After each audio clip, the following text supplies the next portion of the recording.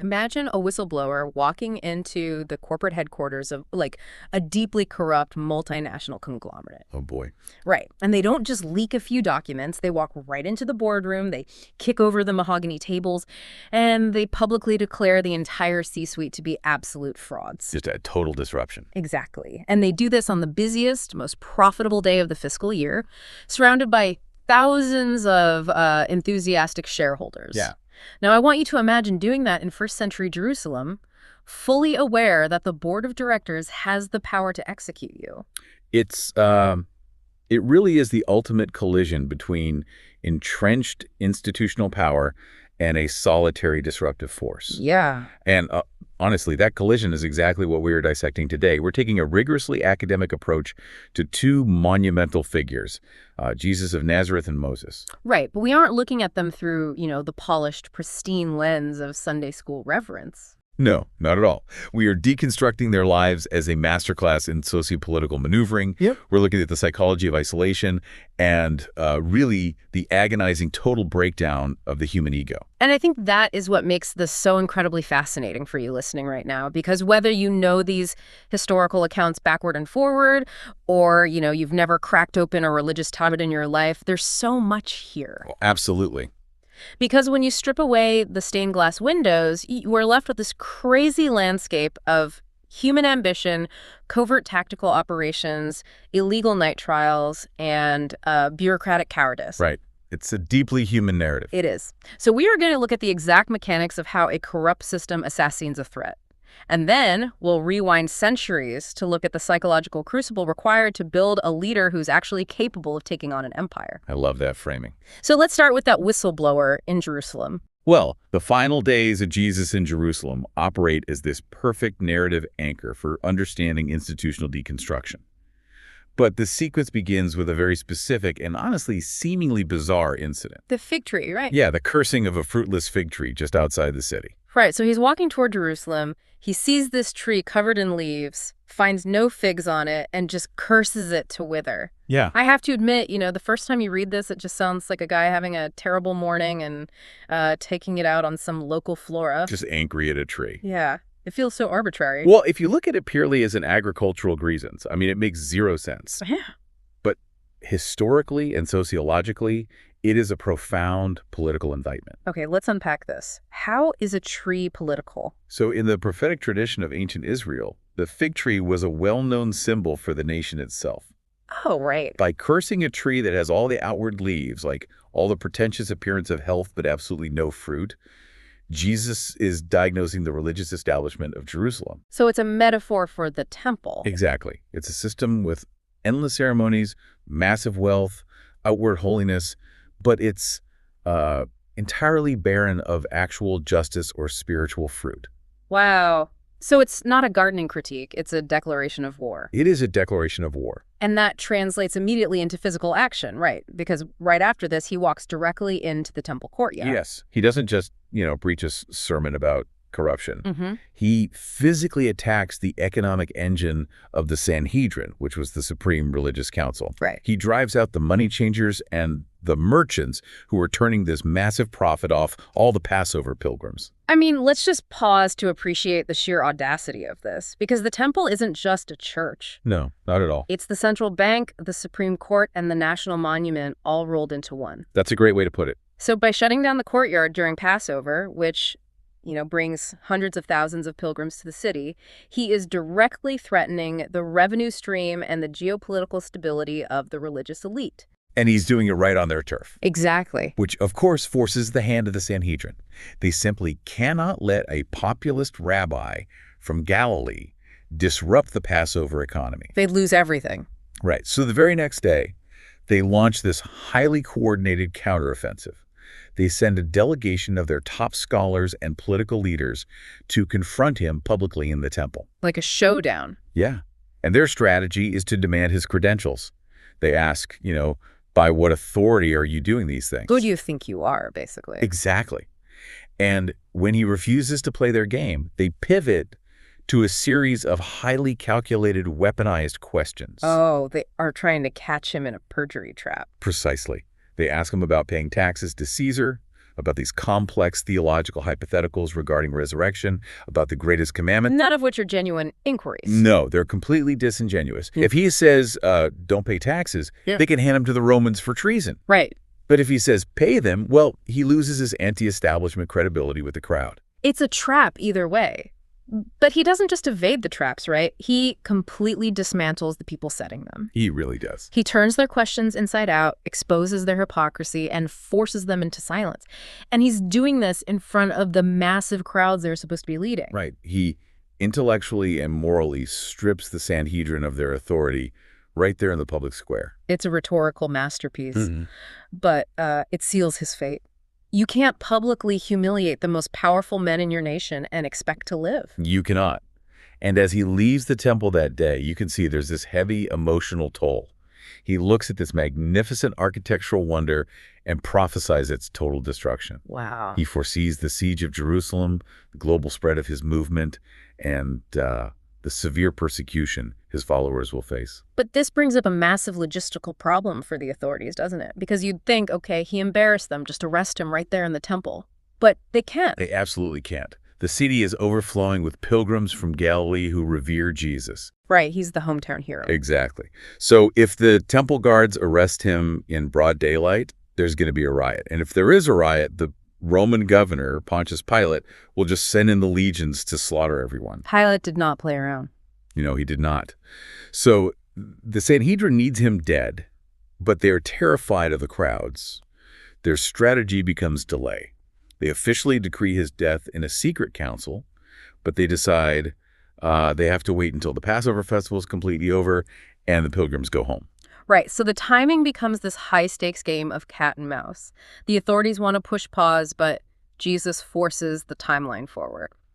And I think this brings us to Thursday evening, the Last Supper. Yes. And I really want to spend some time here for you listening, because the tactical reality of this dinner is just so different from, you know, the serene Renaissance paintings we're all used to. Oh, the logistics of that night are fascinating from a counterintelligence perspective. Yes.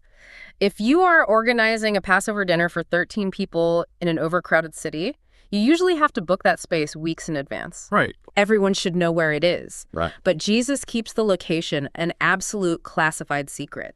He tells 2 disciples to go into the city, look for a man carrying a jar of water, and follow him to a house. Yeah. It's like a covert spy drop. Why this intense level of secrecy? Because of Judas Iscariot. Ah. See, Judas had already negotiated a deal with the Sanhedrin. The religious authorities were desperate for an insider who could lead them to Jesus away from the crowds, preferably at night. Right, when nobody's watching. But because Jesus kept the address of the dinner completely compartmentalized, Judas couldn't leak the location prematurely. That is brilliant. So Judas is sitting at the table, surrounded by his brothers, partaking in the meal, but he is fundamentally isolated. Completely. He has to fake his participation because he literally didn't know where they were until they walked through the door. He's just trapped in this dinner, waiting for the exact moment he can slip away and alert the guards. Right. Jesus secured his own perimeter. He controlled the timeline so he could have exactly the uninterrupted hours he needed to prepare his closest followers for the trauma that was about to hit them. Wow. And what's remarkable here is how the Apostle John documents this night. He almost entirely skips over the food and the ritual of the Passover itself. He completely glosses over it. He focuses entirely on the psychological weight of the room. Yes. Which, if you think about it, is a masterclass in shifting an organization's paradigm. Jesus is trying to transition these 12 men from being followers of a physical, localized leader to being stewards of a global spiritual movement. Right. He promises them the comfort of the Holy Spirit, essentially saying, you know, I am leaving, but the mission is going to internalize within you. It is a profound pedagogical shift, but John makes it pretty clear that none of the apostles actually grasped what he was saying. No, their paradigm couldn't stretch that far yet. They were Okay. still expecting a geopolitical revolution. All right. And as they leave that hidden room and walk into the night toward the olive grove, the Garden of Gethsemane, the narrative sharply transitions from tactical maneuvering to a brutal, agonizing psychological crucible. Gethsemane. I mean, if you've ever felt completely alone or terrified of a diagnosis or just crushed by the weight of a decision you can't escape, this scene takes that human experience and magnifies it to a cosmic scale. It really does. The agony described here isn't just a fear of being whipped or crucified, is it? No, it goes much deeper than physical apprehension. The historical and theological consensus here is that Gethsemane represents a total denial of the flesh and an absolute terrifying isolation. Yeah. The narrative notes that the apostles fall asleep, but it suggests this isn't just because it's late. It describes them as being weighed down by a profound sorrow and a supernatural oppression. The atmosphere itself is just thick with spiritual darkness. And Jesus is in the center of it, utterly alone. It's described as the first time he feels completely separated from the divine presence. The voice of the Father, which had always affirmed him, just goes silent. A complete dismantling of his human comfort. Exactly. But I want to jump back for a second to something that happens right before this, back at the dinner table. When Jesus turns to Judas and says, "What you are about to do quickly." Ah, yes. A highly pivotal phrase. Because I always read that as Jesus just yielding to fate, like, let's get this over with. But if we look at the underlying mechanics of what is happening, is he actually issuing a command? That is the crucial academic distinction. He is not a passive victim being swept up by a corrupt system.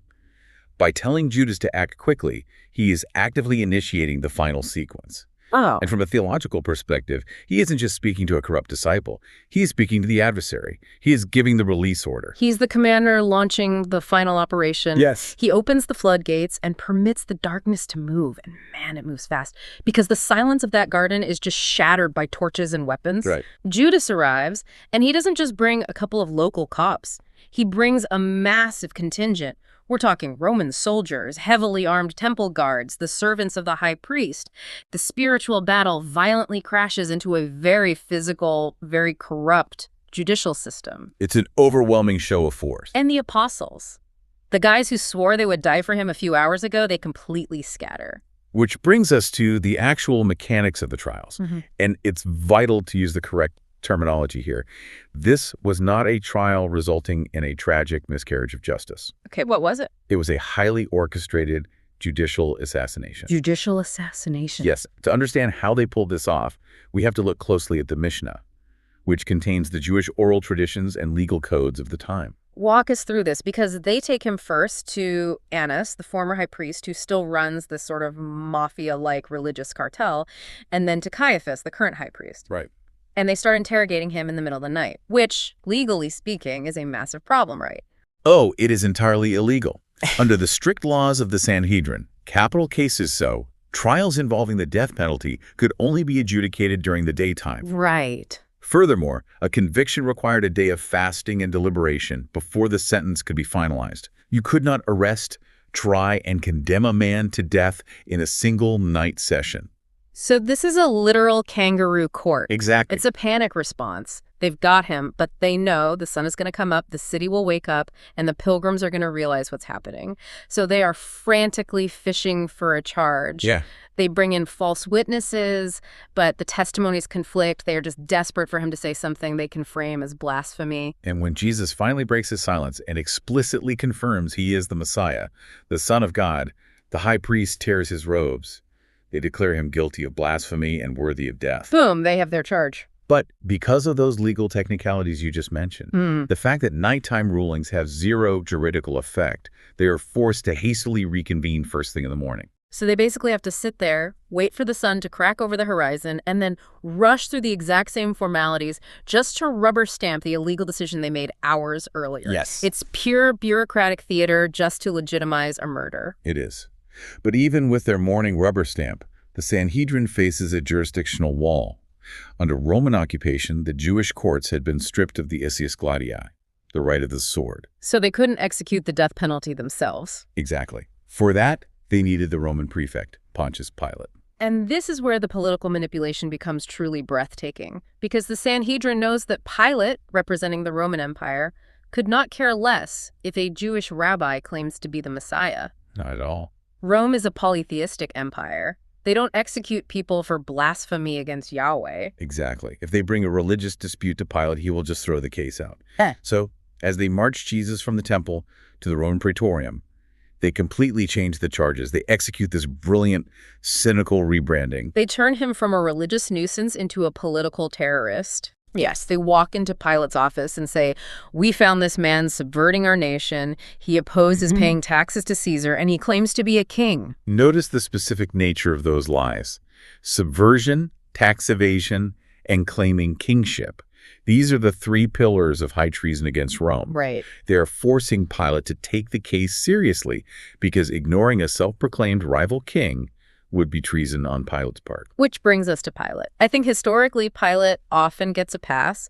He's portrayed as this philosophical, conflicted guy who just got caught in a bad situation, washing his hands of the whole thing. Right, the reluctant judge. But looking at the mechanics of what he actually does here, it's a brutal indictment of weak, cowardly leadership. Pilate is the ultimate pragmatist. Yeah. He is a mid-level bureaucrat trying to survive in a very volatile province. He takes Jesus inside, interrogates him privately, and realizes within 5 minutes that this man is not a political rebel. So he goes back out and tells the religious leaders, I find no basis for a charge against him. Legally, that should be the end of it. The judge has declared him innocent. But the crowd is screaming. The religious leaders are stirring up a riot, and Pilate is terrified of a riot. Right. He is basically the regional director for the Roman Empire, and a massive riot during Passover is the equivalent of a catastrophic OSHA violation that will get him immediately fired or executed by the CEO, Emperor Tiberius. Oh, absolutely. He doesn't care about justice. He cares about keeping his province off the corporate radar. So how does he try to squirm out of it? He attempts a series of legal loopholes to just pass the buck. First, he learns Jesus is from Galilee. Well, Galilee is technically under the jurisdiction of Herod Antipas, who happens to be in Jerusalem for the festival. Convenient. Very. So Pilate sends Jesus to Herod. It is the classic bureaucratic move. Not my department. Let the other manager handle it. But Herod just wants a magic trick. When Jesus refuses to perform or even speak to him, Herod just mocks him and sends him right back to Pilate. The hot potato lands right back on Pilate's desk. Next, Pilate tries to leverage a Passover custom, where he releases one prisoner to the crowd. He figures the people love Jesus, so he offers them a choice. Jesus of Nazareth or a notorious violent insurrectionist named Barabbas. He thinks they'll pick Jesus. He expects them to choose Jesus, which would allow Pilate to release him while making it look like a favor to the people. But it backfires spectacularly. It does. The chief priests have salted the crowd, they whip the mob into a frenzy, and the people scream for Barabbas. It is an incredible historical irony. They falsely accuse Jesus of being a violent political rebel, and when given the choice, the crowd demands the release of an actual violent political rebel. Yeah, Pilate is now completely cornered. He has a mob on the verge of tearing the city apart. And then the religious leaders play their absolute trump card. The ultimate threat. They shout, if you let this man go, you are no friend of Caesar. Anyone who claims to be a king opposes Caesar. Now that phrase, friend of Caesar, that wasn't just a casual term, was it? No, Amicus Caesaris was an official, highly coveted title within the Roman political hierarchy. Oh. To be stripped of it, or to be accused of harboring a rival to the emperor, was a political death sentence, especially under Emperor Tiberius, who was notoriously paranoid and prone to executing anyone even suspected of treason. Wow. So the Sanhedrin is essentially threatening Pilate with a direct appeal to Rome that will end his career and likely his life.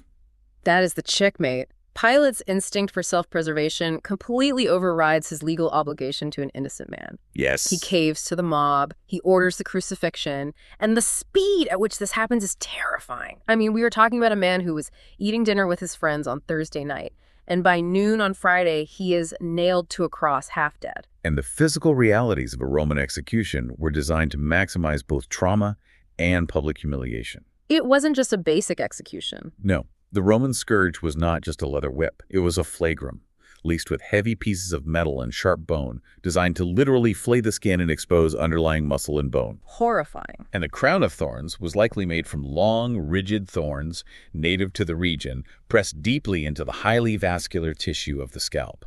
And beyond the incomprehensible physical trauma, there is this sociological observation of who is actually standing there at the end. Right. After 3 years of ministry, feeding thousands, healing the sick, and being surrounded by these massive crowds, think about who stayed. At the foot of the cross, it's just a few women, Mary Magdalene, his mother Mary, and one single apostle, John. It forces you to confront a deeply uncomfortable truth about human loyalty. The narrative strips away all the safety nets, all the crowd mentality, and just isolates the event. It really does. It implicitly asks the observer, when the institution turns completely hostile, When associating with the truth means risking your own execution, where do you stand? Yeah, it's easy to be loyal when the movement is popular and you're getting free bread on the hillside. It's entirely different when the Roman state is driving nails through wrists. Exactly. And that absolute despair, the complete shattering of their geopolitical hopes that provides the necessary context for what happens on Sunday morning, Right. the resurrection narratives. Right. Now, from a purely historical and epistemological standpoint, the way that Gospels document the resurrection is incredibly revealing. Wait, epistemological, meaning how we actually know what is true, how we validate the source of this information. Precisely. If you are a group of conspirators trying to fabricate a massive lie to launch a new religion, what do? You get your story straight. Exactly. You sit down in a room, you iron out a perfectly clean, logical, chronological timeline, and you make sure everyone memorizes the exact same details. But the Gospels don't do that at all. They're famously chaotic. They're incredibly messy. One account focuses on Mary Magdalene going to the tomb alone in the dark. Another mentions a group of women arriving at dawn. And the angel accounts differ. Right. The accounts of angels vary. The women run back in a panic to tell the apostles, who think they are crazy and refuse to believe them.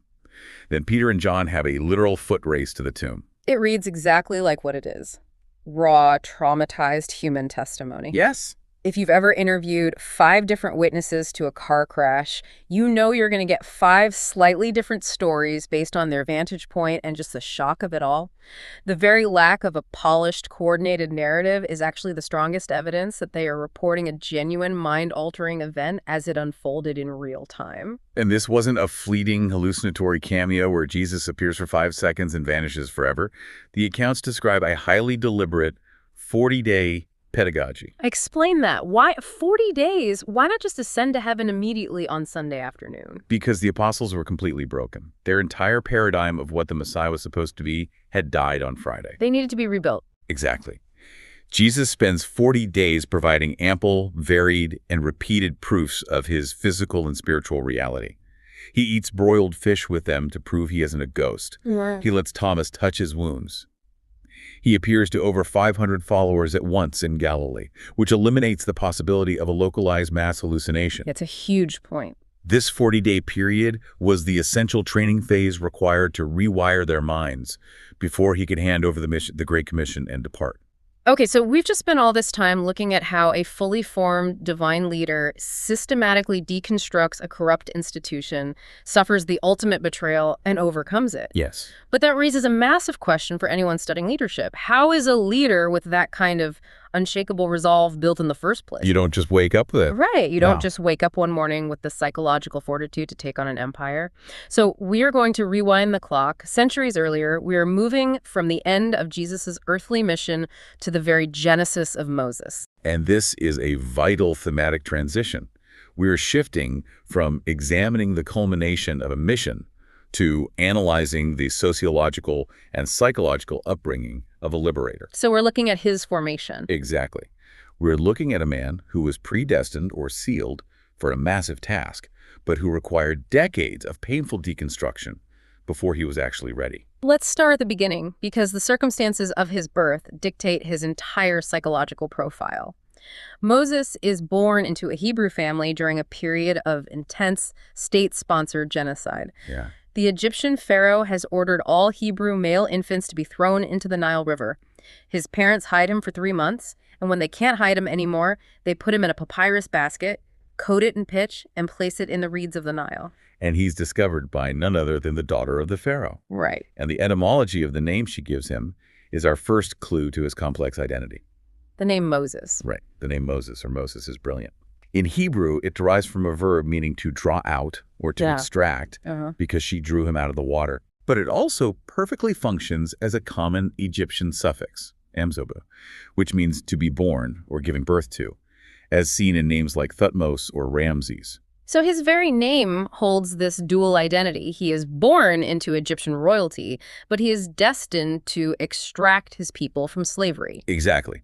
But before he is fully absorbed into the royal court, there is a fascinating psychological intervention. Oh, the nursing. Yes. Through the quick thinking of his sister Miriam, the princess unknowingly hires Moses' own biological Hebrew mother to nurse him. Which means for the first 3 or 4 years of his life, his brain is developing under the care of his true mother. Why is that specific detail so critical? Think about modern developmental psychology. Those first few years are when the deepest foundational architecture of the brain is built. The language you hear, the songs you are sung to sleep with, the primal sense of identity, it is locked into the subconscious. Wow. So even when he was later handed over to the royal court and completely immersed in Egyptian culture, those deep unconscious Hebrew roots had been permanently planted. So he has this hidden Hebrew operating system running in the background, but his conscious mind is entirely Egyptian. Yes. And not just any Egyptian. He is raised as a prince in the household of the pharaoh.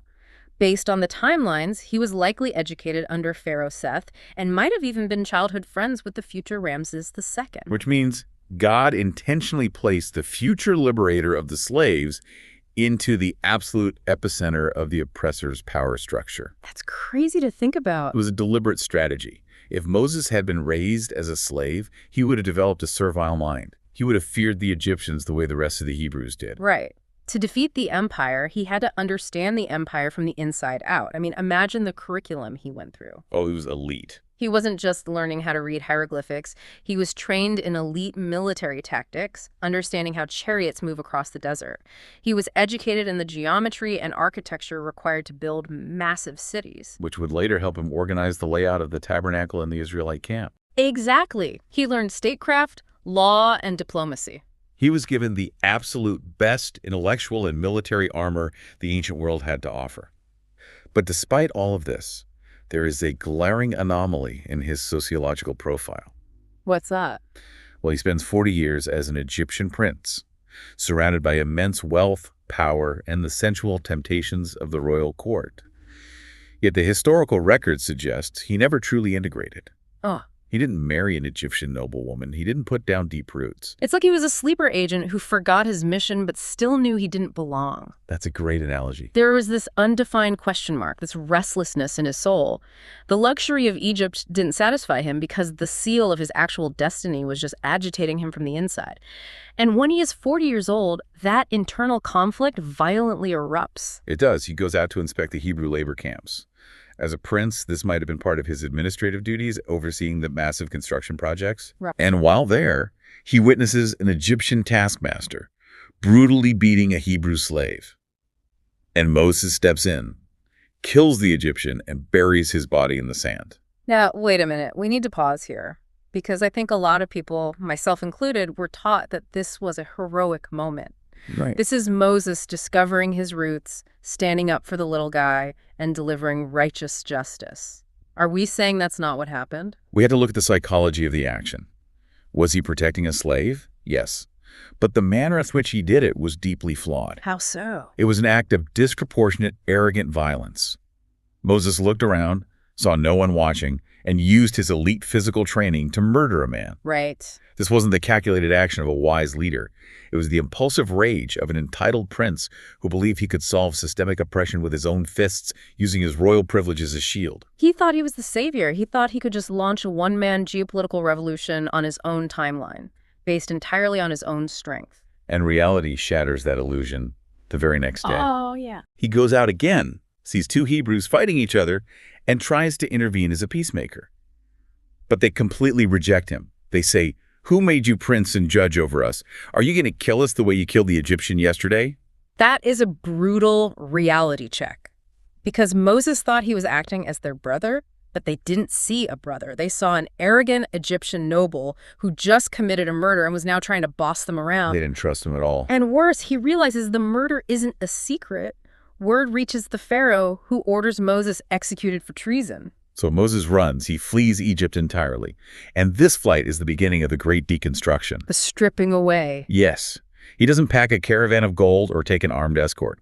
He runs into the Sinai desert with literally nothing but the clothes on his back. Wow. In an instant, his wealth, his status, his military rank, his entire identity, it is completely severed. This is what we call a divine kairos. What does that mean exactly? Kairos. So in Greek, there are two words for time.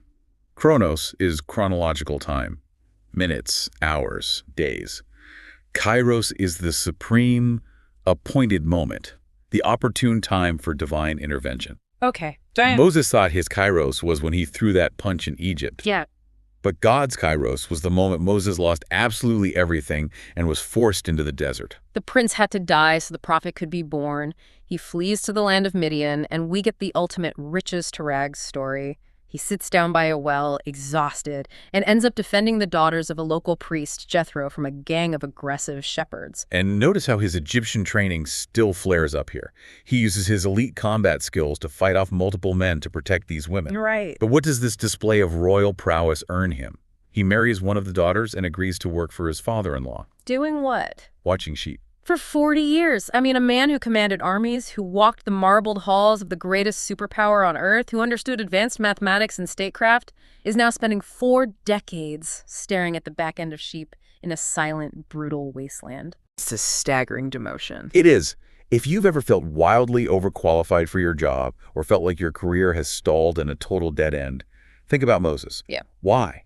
Why would God waste 40 years of a leader's life on sheep?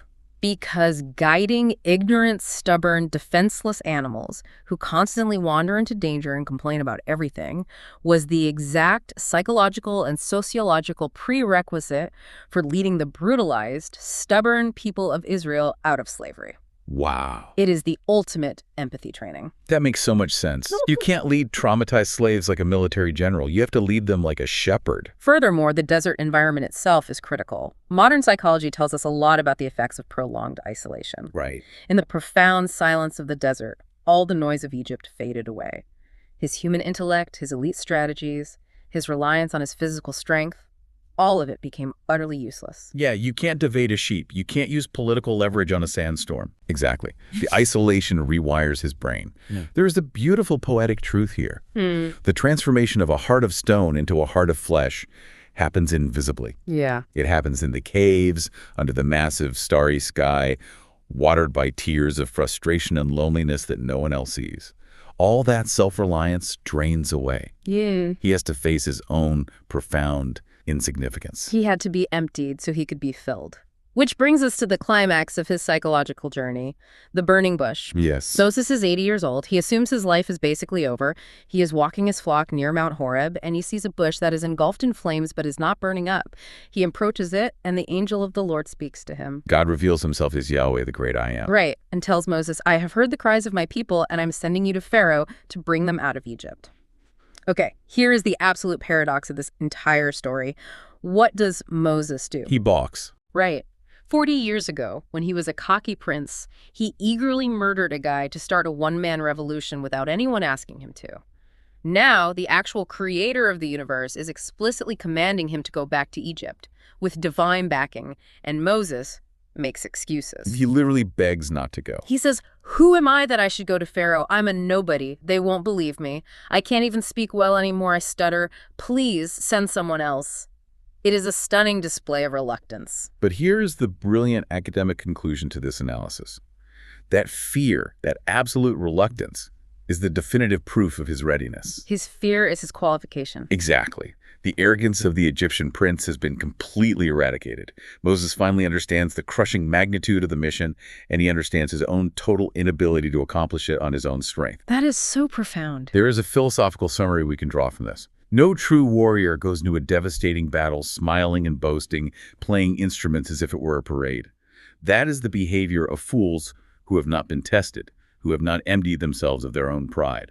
Man, that hits so hard. Because look at the culture we live in today. From LinkedIn to self-help seminars, we are constantly told to fake it till you make it. Oh, absolutely. We are told to project relentless, bulletproof confidence, to always be the alpha in the room, to never show hesitation. We view reluctance as a fatal weakness, yet this deep sociological analysis argues the exact opposite. It completely inverts it. True, world-changing leadership doesn't begin with a swagger. It begins with absolute brokenness, profound humility, and a very healthy dose of terror. If you aren't terrified by the weight of the responsibility you've been given, you probably aren't ready to lead. And that is the overarching thesis connecting both the narrative of Jesus in Jerusalem and Moses in the desert. It is the absolute necessity of deconstruction. Right. Whether it is the violent dismantling of the corrupt religious institutions in Judea, which required the physical destruction of the Messiah to achieve a spiritual resurrection, or the agonizing 40-year psychological dismantling of an arrogant prince to forge a true liberator. Why? In every instance, human power structures, human timelines, and the human ego must be completely subverted before the actual divine purpose can be executed. We have covered massive ground today, from the political maneuvering and illegal nighttime trials of a whistleblowing rabbi to the psychological rewiring of a runaway prince in the remote desert. It really forces you to look at these historical events and maybe even your own life through a much sharper, more analytical lens. If there is one synthesizing truth to pull from all of this, it is the profound value of waiting in the dark. Think about the apostles. They spent 3 days locked in a room in absolute suffocating despair, certain that everything they had given their lives to was a lie. Or think about Moses. He spent 40 years in the crushing silence of the desert, entirely convinced that his destiny had passed him by, that he was nothing more than a forgotten shepherd. In our hyper-connected modern lives, we hate the wait. If we don't get an instant resolution to our crisis, if our career stalls for a year, we panic. We view delays as failures. We view isolation as a punishment. But what if it isn't? What if the dead time, that grueling period in the desert, where your skills seem utterly useless, where you feel completely unequipped, and where your ego is taking a massive beating, is actually the exact psychological crucible required to build you into who you're supposed to be? That is something to think about. Next time you feel like you are stuck in a dead-end desert, entirely forgotten by the world, remember? It might just be the necessary preamble to your burning bush.